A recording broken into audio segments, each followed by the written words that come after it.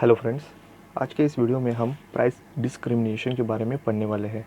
Exactly ये topic होता क्या है, ये यूज़ कैसे होता है, ये कैसे वर्क करता है और इतना इसे इम्पोर्टेंट क्यों दिया गया है, ये हम सब डिस्कस आज की वीडियो में करने वाले हैं।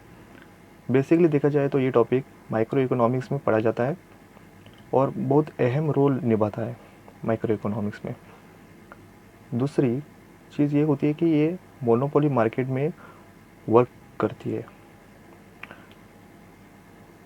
एग्जैक्टली इन शॉर्ट में बता जाए तो एक गुड्स सेलर उसमें कम ज़्यादा प्राइस में वो बेचता है, इन शॉर्ट में कहा जाता है। और ये कैसे होता है वो हम देखने वाले हैं। समझ लीजिए कि कोई प्रोडक्ट है, वो एक ही कम्युनिटी के अंदर बायर डिफरेंट बायर को डिफरेंट प्राइस में बेचा जाता है और ये माइक्रो इकोनॉमिक्स प्राइसिंग स्ट्रैटेजी ये सेलर यूज़ करता है। ये हमें एग्जांपल हम दे सकते हैं एल आई सी में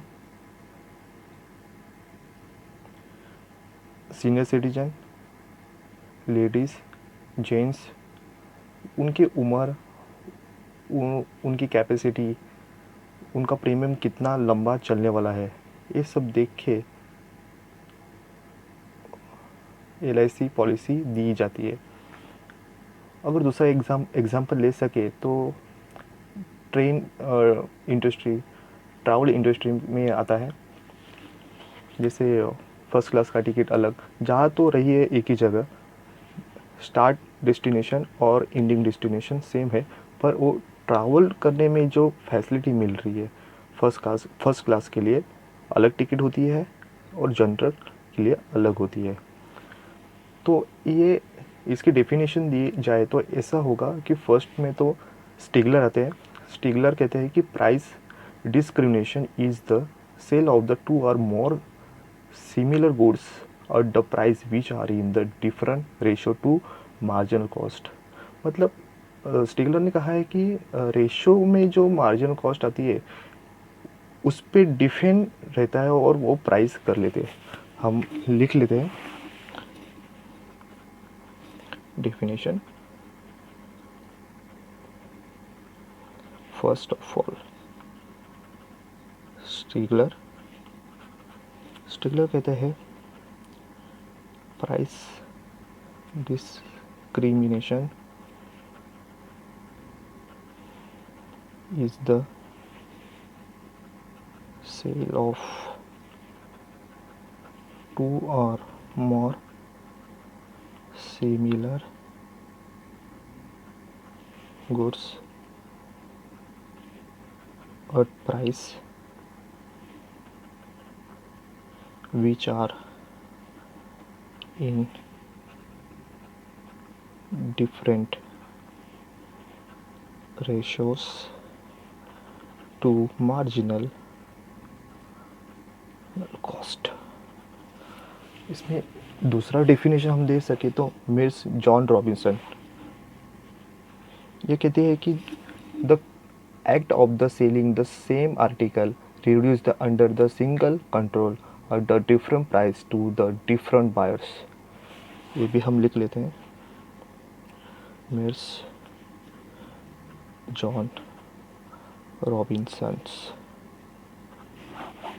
इनका कहना है the act of selling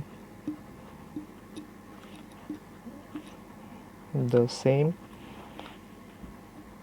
article reduce under single control at a different price to the different buyers. In short में हम कह सकते हैं कि इन डेफिनेशन में कहा गया है कि जो सेलर है, हम वेंडर भी कह सकते हैं, तो वेंडर जो कंज्यूम करने वाला है, जो कस्टमर, उसकी कैपेसिटी देख के, उसकी लेवल देख के मैक्सिमम प्रॉफिट कमाना चाहता है। ये सिर्फ मोनोपोली मार्केट में हो सकता है। मोनोपोली मार्केट में जो सेलर है वो तो यही माइंड में लेके चल रहा है कि उसे मैक्सिमम प्रॉफिट चाहिए, और ये माइंड में रखने के बाद कंज्यूमर सरप्लस नहीं पा सकता। एक तो कस्टमर सरप्लस ले सकता है या प्रोड्यूसर। तो यहाँ पे सेलर मैक्सिमम डिपेंड करता है कि वो कौन से कस्टमर को और कौन से सिचुएशन में प्राइस फिक्स कर रहा है। देख लेते हैं इसके एग्जांपल, ये कौन से और कैसे कैसे आ सकता है। एग्जांपल,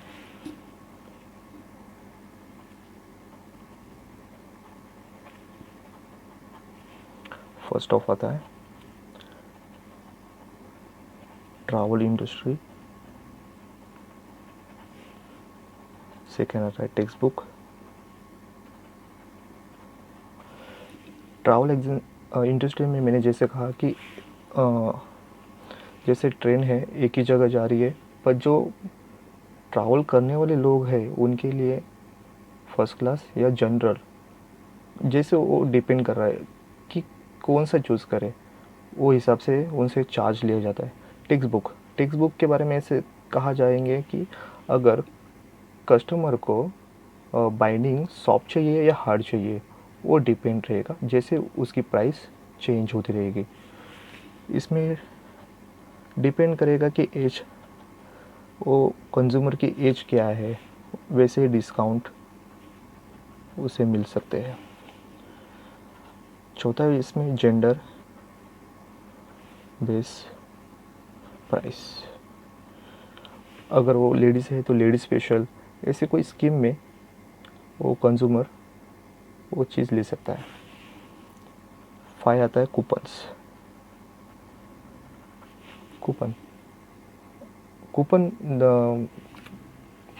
सेलर अपनी चीज़, मतलब अपना रेवेन्यू बढ़ाने के लिए कंज्यूमर को अनेक ऑफर्स दे देता है। जैसे कूपन्स है, एक कूपन पॉइंट मिलेंगे तो और आपको कुछ ना कुछ मिलेंगे।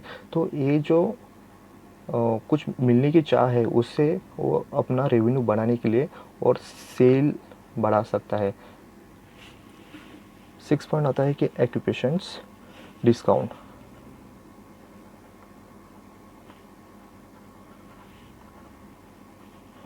डिस्काउंट्स।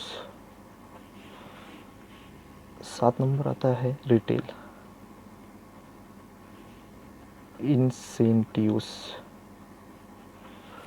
मतलब कोई चीज़ में थोड़ा चेंज करके उसको बढ़ावा देना, जैसे वो अपना माल ज़्यादा से ज़्यादा ले सके। और मोनोपोली में ऐसा भी होता है कि सेलर वो चीज़ कितना इम्पोर्टेंट है, वो चीज़ लेने के लिए कस्टमर को लेना ही चाहिए, ऐसे कर सकता है।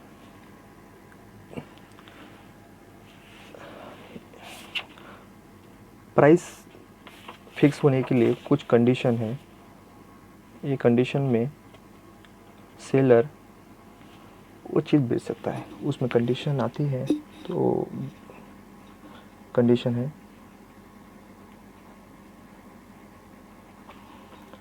फर्स्ट आता है firm is a price maker. First आता है firm is a price maker. ये फर्म या कोई एक पर्सन है जो प्राइस खुद तय कर लेता है कि ये प्राइस में ये चीज़ बिकेगी। ये परफेक्ट मार्केट तो नहीं है कि अनपरफेक्ट मार्केट तो नहीं है कि जहाँ प्राइस फिक्स है, ये चीज़ ये प्राइस पे ही बिकेंगी। ये फर्म है वो खुद तय कर लेता है कि ये प्राइस पे ये चीज़ खरीदी जाएगी या बेची जाएगी। दूसरी है सेपरेट मार्केट। सेपरेट ही मार्केट है। वो कोई एमआरपी पे तो वो चीज़ कोई बेचेगा नहीं, और उससे कुछ उससे मुनाफा तो होगा ही नहीं। इसलिए ये सेपरेट मार्केट है मोनोपोली का, जहाँ पे वो अपने तय किए हुए प्राइस पे वो सेल करेगा। थर्ड आता है डिफरेंट elasticities ऑफ डिमांड। जैसे कस्टमर की ज़रूरत है, जैसे कस्टमर है हाई प्राइस पे देने वाला है, वैसे उस वो डिमांड क्रिएट करेगा। कम कम ज़रूरत है ऐसी प्राइस पे वो बेचेगा और ऐसी डिमांड क्रिएट करेगा। फोर्थ है a firm must has market power. Monopoly market में जो फर्म है उसे ऐसा पावर है कि वो प्राइस में बेच सकता है, अपने मनचाहा प्राइस वो प्रोडक्ट या गुड्स के बढ़ा के बता सकता है। कोई फिक्स ऐसा प्राइस पे नहीं वो बेचेगा, उसे ज़्यादा से ज़्यादा प्रॉफिट कमाना है। 5 आता है a firm must identify groups with different price sensitivity. Customer कैसा है, वो कौन सा मतलब वो ढूंढ के निकालते हैं कि ऐसा कस्टमर है, वो कस्टमर को यही चीज़ ले सकता है। अगर कोई हाई प्राइस वाली चीज़ है तो वो कस्टमर वो मार्केट में नहीं है, तो वो क्यों बेचेगा और उसे कुछ मुनाफा नहीं होगा। तो वो कौन से लेवल के कस्टमर है उनको ढूंढना पड़ता है कि एक ग्रुप के है, एक ग्रुप में ये चीज़ बिक सकती है। तो ऐसा मार्केट में आइडेंटिफाई करना मोनोपोली फर्म के लिए या पर्सन के लिए ज़रूरी होता है कि वो अपना कस्टमर ढूंढे। 6 होता है a firm must prevent resale. ये मार्केट में अगर कोई चीज़ रीसेल नहीं करके बेच सकता, प्रोड्यूसर एक चीज़ कम प्राइस में लेके और हाई प्राइस में नहीं बेच सकता, जो प्रोडक्ट है उसके पास वही अब मुनाफा कर एग्जाम्पल हम ऐसे दे सकते हैं, कोई इलेक्ट्रिसिटी तो लेके और दूसरे को कस्टमर को देके उसमें वो प्रॉफिट नहीं कमाएगा, मतलब रीसेल नहीं कर पाएगा। जो है प्रोडक्शन हुआ है वो प्रोडक्शन पे अपने मन चाहे प्राइस पे वो बेचेगा। कोई चीज़ लेके कम प्राइस में वो बड़े प्राइस पे नहीं बेच सकेगा, रीसेल ये सिस्टम नहीं होगी। 7 है customer not aware from the market. ऐसा भी सोचा जाता है कि जब सेलर अपने मन चाहे प्राइस पे बेचता है तो वो कस्टमर को उस प्रोडक्ट के बारे में या उस गुड्स के बारे में ओके पूरा नॉलेज नहीं रहेगा, अवेयर नहीं रहेगा, ऐसा समझा गया है। 8वां है government regulation work under price discrimination.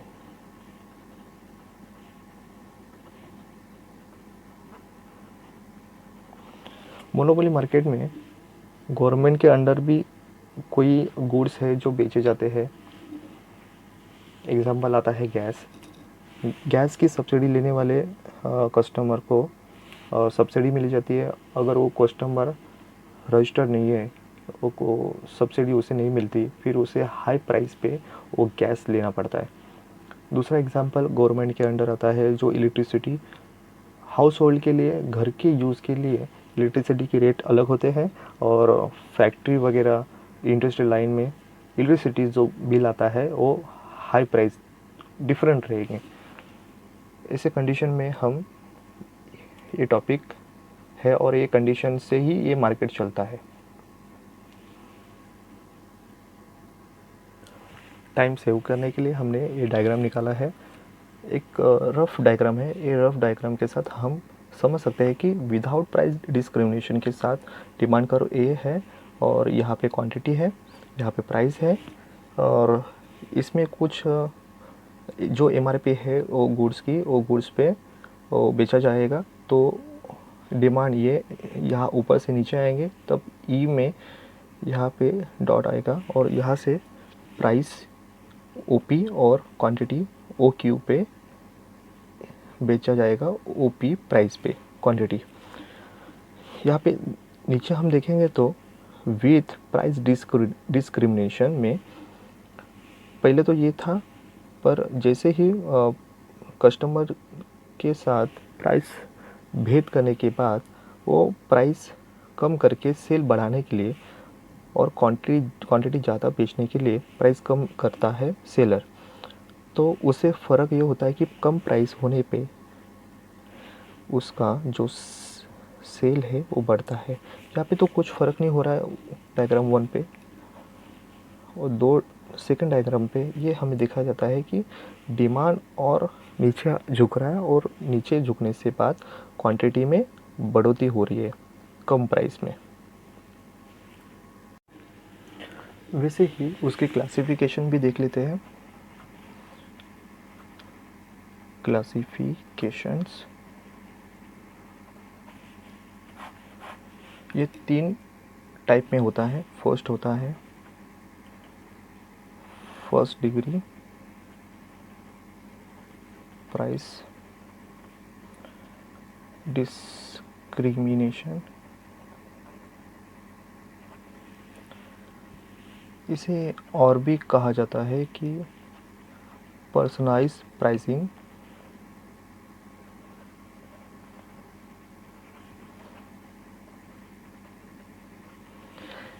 Example देना चाहे तो डॉक्टर और लॉयर।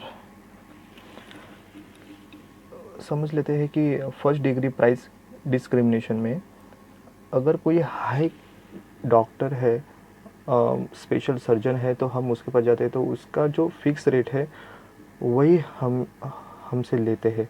अगर कोई गरीब इंसान है, अगर उसकी कैपेसिटी नहीं है, उसको देख के वो अपनी प्राइस कम कर लेता है।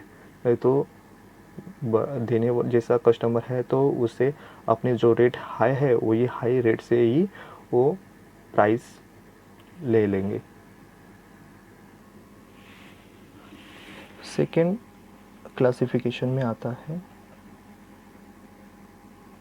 Second degree price discrimination.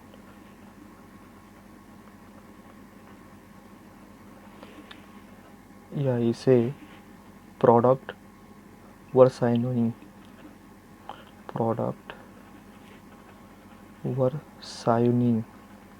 कहा जाता है, या सिंपल वर्साइनिंग।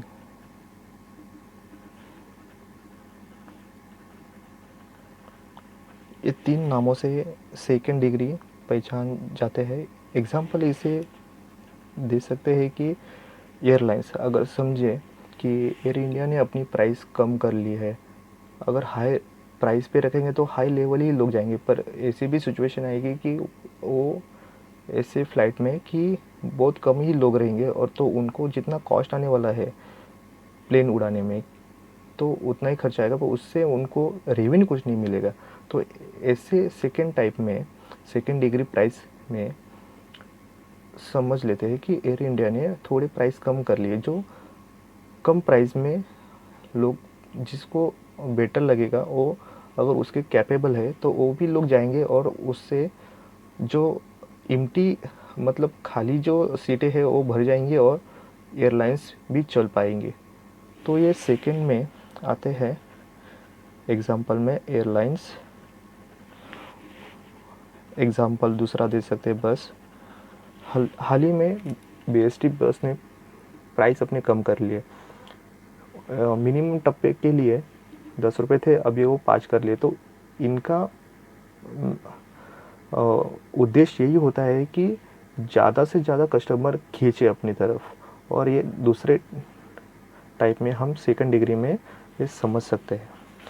इसमें अभी थर्ड आता है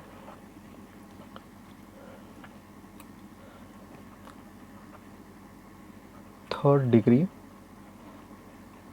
प्राइस डिस्क्रिमिनेशन,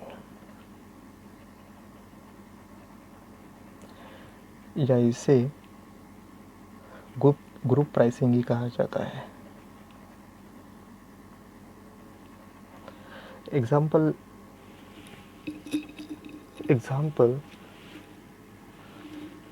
कि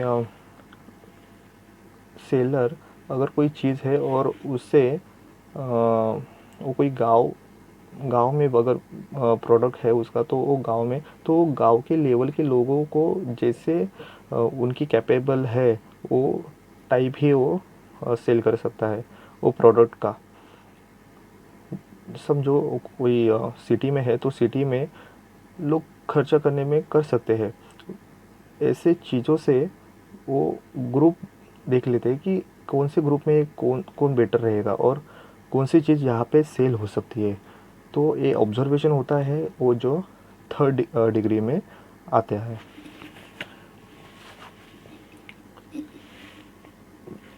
इसमें एग्जांपल होता है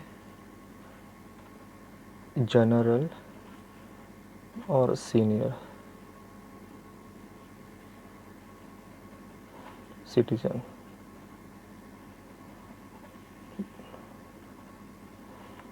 डिस्काउंट्स, मान लीजिए कि अगर कोई पॉलिसी है, वो पॉलिसी में एक LIC का ही लेते हैं कि जनरल कैटेगरी और सीनियर सिटीज़न के लिए अगर पोस्ट का ही देख लेते हैं, पोस्ट में भी वैसा ही है जैसे सीनियर सिटीजन के लिए अलग पॉलिसी है और जनरल के लिए अलग पॉलिसी है।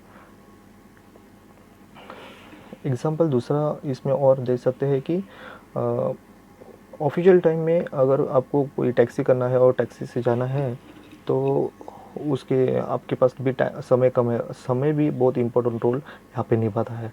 तो ऑफिशियल टाइम पर अगर आपको मॉर्निंग में कहीं जाना है तो वो टाइम पे आप अगर टैक्सी करेंगे तो टैक्सी अगर बोल देगा कि ये भाव में चलेंगे तो आपको मजबूरी में वो भाव देना पड़ेगा।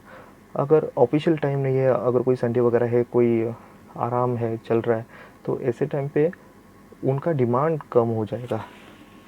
तो यहाँ पे एग्जांपल में आएगा टैक्सी फेयर। आगे हम दो मेथड से डायग्राम बनाएंगे। एक डायग्राम 3 डायग्राम के साथ बनाएंगे और दूसरे मेथड में एक कंबाइंड डायग्राम में हम सीखेंगे कि एग्जैक्टली ये कैसे वर्क होता है। समय बचाने के लिए हमने फर्स्ट मेथड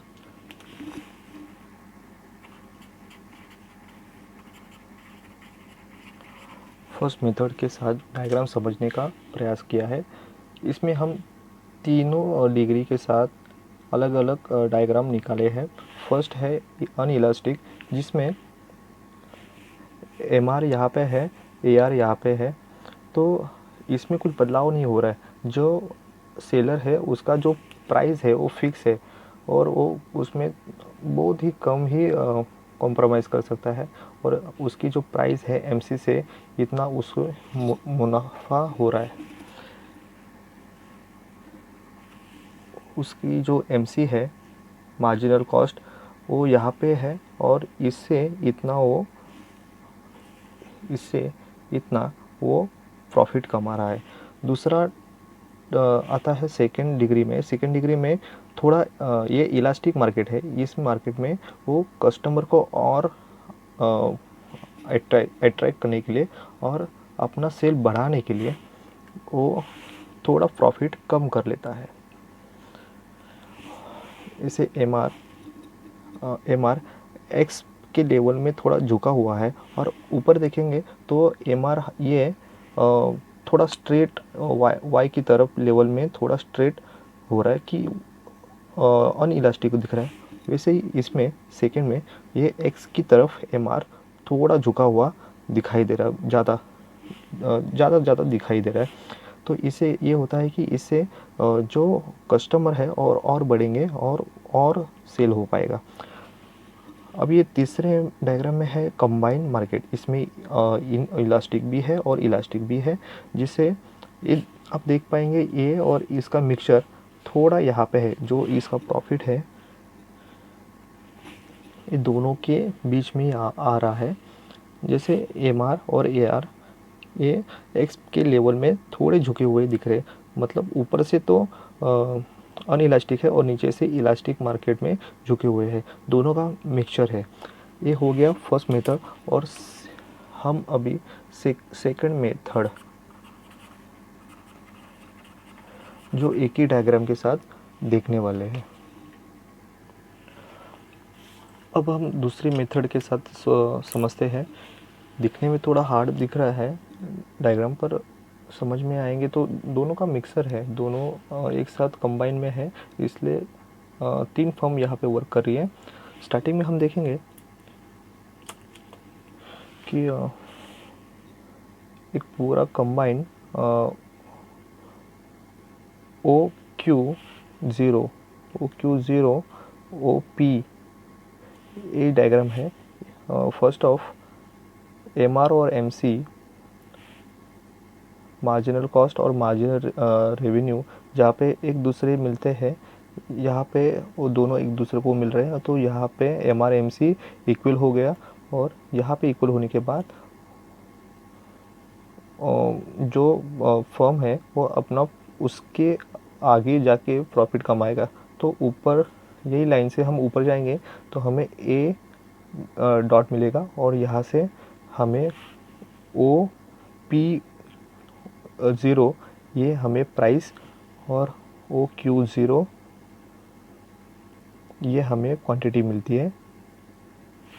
ये पूरे टोटल फॉर्म में एक फॉर्म में सा है, दोनों मिला के 3 फॉर्म वर्क करे, तो उसमें से कंबाइन में ये एक फॉर्म है जो हमें क्वांटिटी और उसकी प्राइस मिल रही है। अगर समझ लीजिए एक फॉर्म है तो उसने सेकंड, जैसे हमने यहाँ पे सेकंड डिग्री का यूज़ किया, सेकंड डिग्री में जहाँ यहाँ पे कम सेल बढ़ाने के लिए प्राइस कम करके क्वांटिटी बढ़ाया जाता है। वैसे ही यहाँ पे कम मुनाफा में यहाँ पे MC ये है, और यहाँ पे हम समझ लीजिए MR 01 01 एक दूसरे को यहाँ पे कनेक्शन हो रहा है, पर यहाँ पे उसका हम यहाँ पे उसकी प्राइस नहीं लेंगे, पर हम वही लाइन में MR1 के लाइन में यहाँ पे जाएंगे और यहाँ पे E1 लेंगे, जहाँ उसका MR MC दोनों टोटल फॉर्म का जो है यहाँ पे इक्विलिब्रियम बन रहा है, वही लेवल पे जाएंगे और उससे ऊपर वो मुनाफा लेगा जो P1 होगा। तो फॉर्म पहले वाले का MR1 उसका फिर क्वांटिटी होता है Q1 और प्राइस होती है P1। वैसे ही दूसरा एक फॉर्म,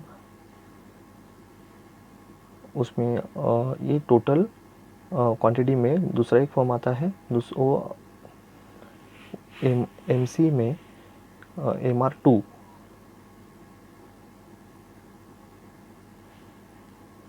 ये MR हो गया, यहाँ पे MR2 है। MR2 यही MC को यहाँ पे होता एक दूसरे का कनेक्शन होता है, पर यहाँ पे वो प्राइस ना हो के वो प्राइस जाएगी MC के लाइन में यहाँ तक जाएगी, तो यहाँ पे E2 हमें मिलता है। तो E2 और MC ये प्राइस में वो ज़्यादा मुनाफा पाने के लिए वो प्राइस जाएगी P2 0 OP2 तक उसकी प्राइस, और क्वांटिटी OQ2 यहाँ पे जाएगी और उसका इक्विलिब्रियम यहाँ पे बनेगा। तो ऐसा अगर फर्म 1 और फर्म 2 फर्म दोनों मिला के इतना उनका क्वांटिटी है। तो इसमें हमें ये समझ में आता है कि अगर स्टार्टिंग में टोटल में ओ क्यू ज़ीरो और ओ पी ज़ीरो ये प्राइस में अगर ये प्राइस लेते हैं और फर्म इतना लॉस है कम, इतना उसको प्रॉफिट नहीं मिलेगा फर्म एक के लिए, और फर्म दूसरे में इतना लॉस्ट है।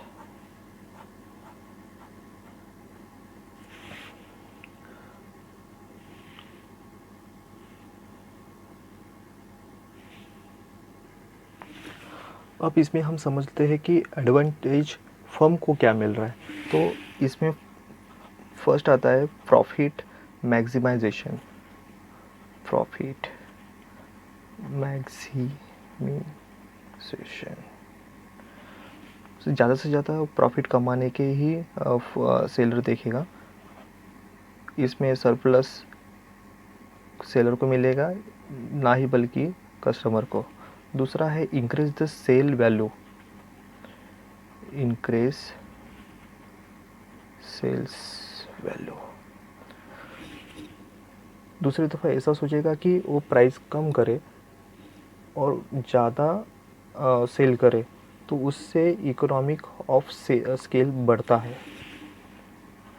थर्ड में आता है efficient use of the infrastructure. Efficient use of infrastructure. जो इंफ्रास्ट्रक्चर है उसका यूज़ ज़्यादा से ज़्यादा करने का प्रयास करेगा। चौथा है कि better use of the space. Better use of space. जो उसको मोनोपोलिस्टिक मार्केट में जो फर्म है उसे जो स्पेस मिला है उस स्पेस का वो ज़्यादा से ज़्यादा फ़ायदा करने का ही सोचेगा और अपना मुनाफा पाएगा। पांचवा पॉइंट आएगा कि managing the flow customer. Managing the flow customers. वो अपना कस्टमर मैनेज करेगा कि वो कौन से कस्टमर को ज़्यादा से ज़्यादा अट्रैक्ट कर पाएगा। 6 नंबर आता है कि अंडरस्टैंडिंग द मार्केट।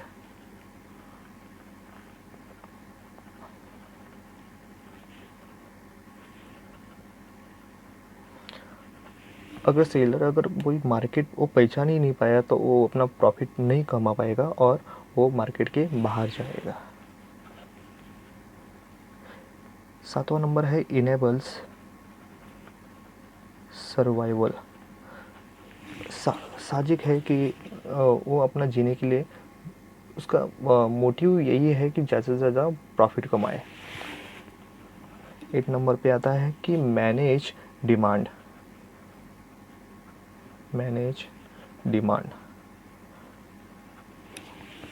उसकी डिमांड बढ़ती रहे और वो प्रॉफिट कमाता रहे, ये उसके माइंड में तो यही चलता रहेगा। आगे हम देखेंगे कि ये एडवांटेज में कस्टमर मतलब कंज्यूमर का क्या फ़ायदा होता है। तो पहला होता है पॉसिबिलिटी टू लो प्राइस। उसे वो चीज़ लो प्राइस में भी मिल पाएगी बार्गेनिंग करके। Possibility to lower price. Second number है benefit to group of the consumers. वो जो ग्रुप है कंज्यूमर का उन्हें फ़ायदा होता है। Benefits two groups of consumers. Third है एनेबल टू फ्लेक्सिबिलिटी। जो कस्टमर है हर कस्टमर कोई प्राइस बड़ी प्राइस देने को तैयार तो होता नहीं है, और एक जैसे कोई कस्टमर है ही नहीं, तो जैसे कम खुशियाँ पाने के वाले भी कस्टमर एग्जिस्ट करते हैं। तो थर्ड आता है इनेबल्स टू फ्लेक्सिबिलिटी। 4 आता है कि generation positive externalities, generations positive.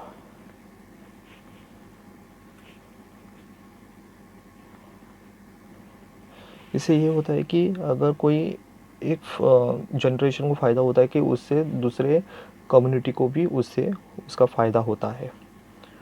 अभी लास्ट ऑफ हम देख लेते हैं कि इसके डिसएडवांटेज क्या होते हैं।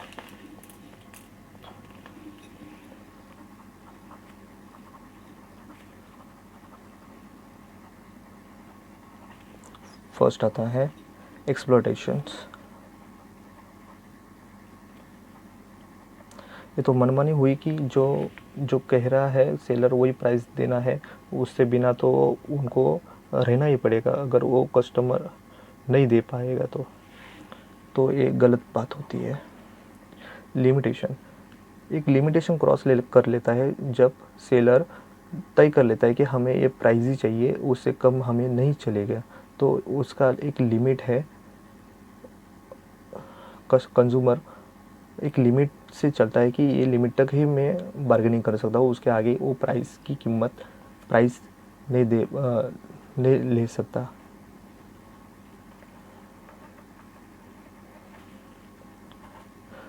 थर्ड आता है कि हायर प्राइस। हायर प्राइस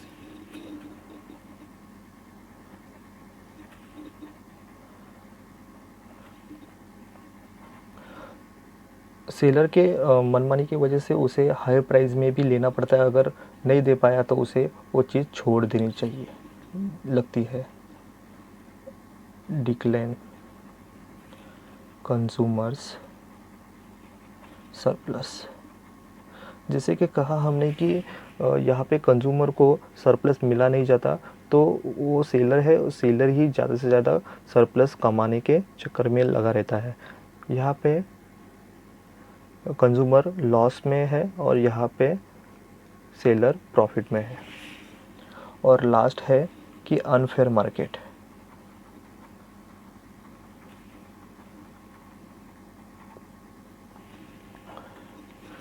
इस तरह से हमने आज का ये टॉपिक पूरा कवर कर लिया है। उम्मीद करता हूँ कि आपको ये पसंद आया हुआ होगा और कमेंट्स कीजिएगा। Thank you.